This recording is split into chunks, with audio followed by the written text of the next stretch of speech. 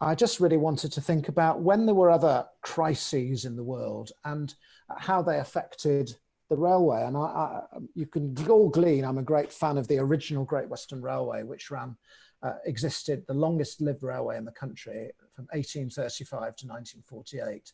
And I'm a great fan, actually, of the current Great Western Railway, which is run by a load of people who, down in Swindon, who really get some of those values and are doing the very best they can to make their railway relevant and contribute to the economy and environment of the southwest of England and South Wales and so on.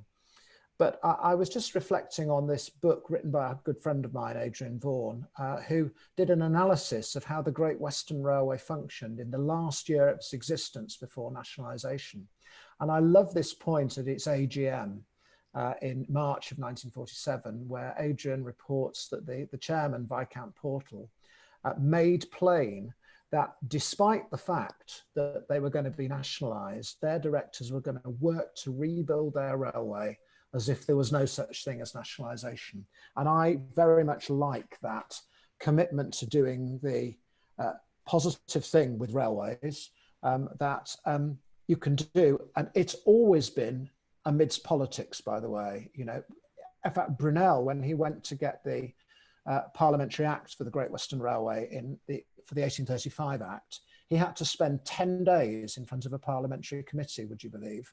So it's ever been thus. And the Great Western, even after the Second World War, very much started to think about how the railway could provide sustainable access to factories and work and labour and make the railway, again, the best part of how to make the country economically effective on railways rather than on roads. And it invested and supported, for example, you know, the South Wales docks. It was really quite a radically positive railway, even when it faced its inevitable end. You know, and it carried on running itself despite the fact that there on the, you know, on the right-hand side is the final ending of its independent life. It even carried on with its firm marketing, very positive marketing of the tourism of its area.